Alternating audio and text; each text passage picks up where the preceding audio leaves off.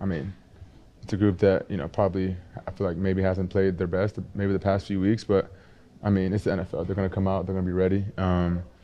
They're probably, media is saying things about the Bengals, this, that, and the other, but I'm sure they're going to come out ready to play. So we got to be ready. At the end of the day, I feel like they're still a well-coached team.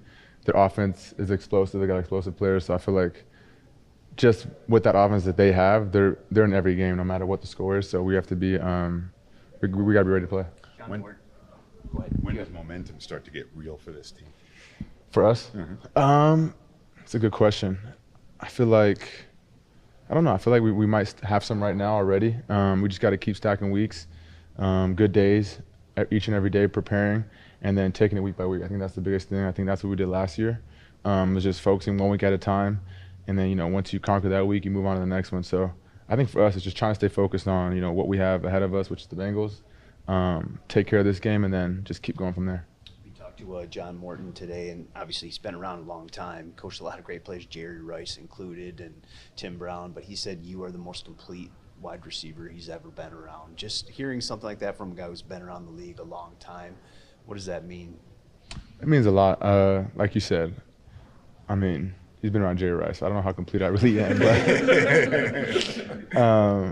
he shows a tape of Jerry Rice, Tim Brown, all the dudes that he's been around, and so he's seen a lot of ball, like you said. So to have him say that, it means a lot, just because of the amount of football that he's coached, the amount of guys he's been around. But for me, it's it's nice to hear things like that. But I gotta keep doing it every day, keep proving it each and every week. I feel like I have guys around me on this team that push me, coaches that push me. So I'm just grateful to be in this position. Did you have that conversation with you? Did he tell you that he thinks you're one of the best he's ever been around, or the best he's been around? Yeah, I actually have a funny story.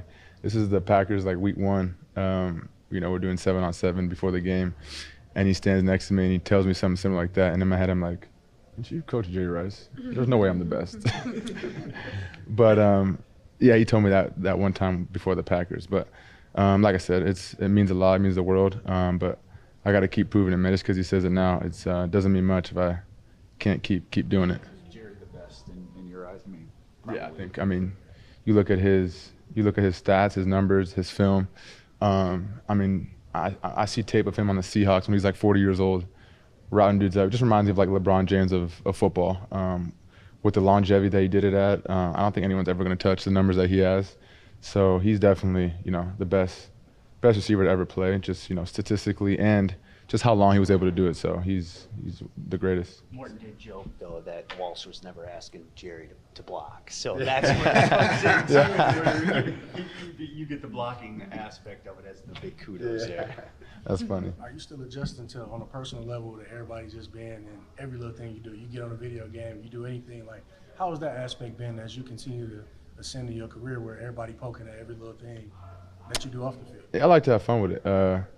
There's trolls on internet, on Twitter, everywhere, so I can be a troll myself sometimes, I feel like. So, I'm human too, so I like to have fun.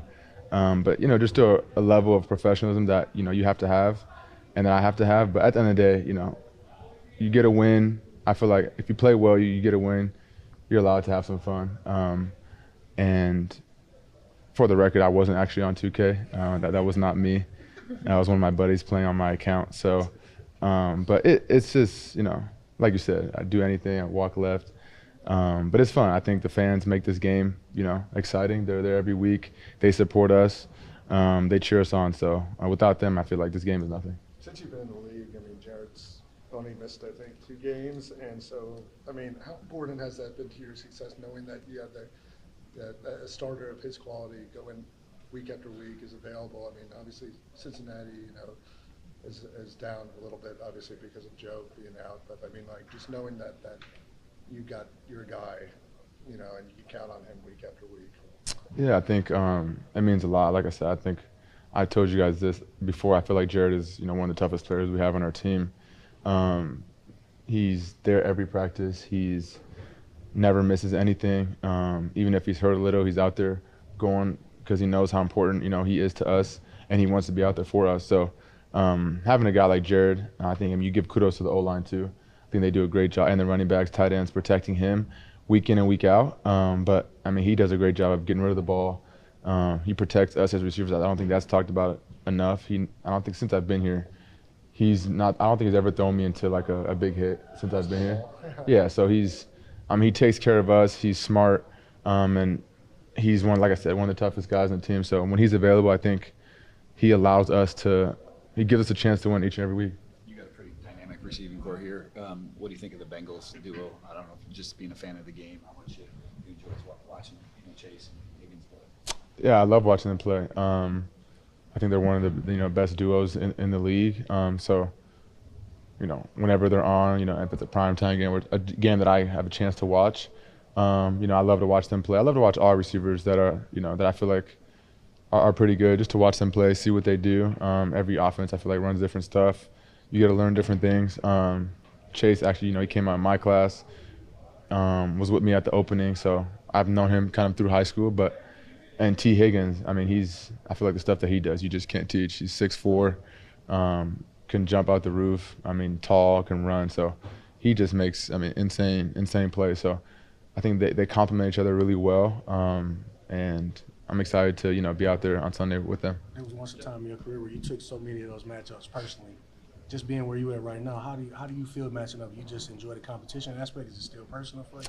I wouldn't say it's personal, but I still, I want to go out there and compete. If they go out there, I feel like they make a big play on offense. All right, now it's my turn. I got to go make a big play, or me and Jamo or whoever, the receivers got to go make a play. So I feel like that's every receiver, though. Anytime you got another, guy on the other side, that's pretty good. He's balling out. You want to go and ball out too. So I think it makes the game fun. When I'm not playing, I get to sit down and see what they do, see what our defense does. So it just makes it fun and competitive. John Morton wasn't the only one to pay you a compliment this week. We talked to Scotty, and he said your mentality reminds him of MJ and Kobe. Are those guys that maybe you specifically modeled your kind of mentality when it comes to sports after? Yeah, actually, Kobe's he was my idol growing up. I'm still a Lakers fan, but he's the reason why I became a Lakers fan. Just watching, Kobe being from California, just the way he went about his business, what he calls the Mamba mentality, whatever it is. I feel like Kobe just approached the game the right way. So that was my idol growing up. I love Kobe.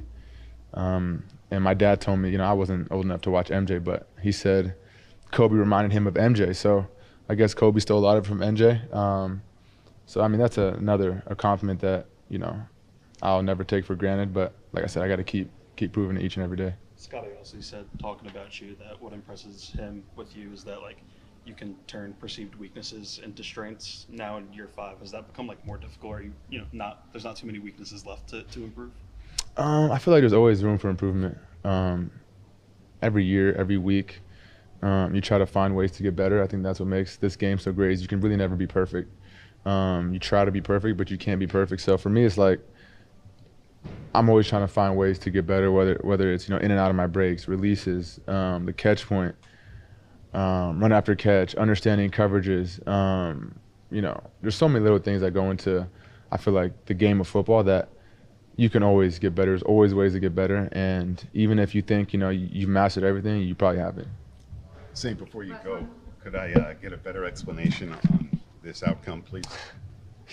I don't know who. I think he was probably playing his buddy. That wasn't me.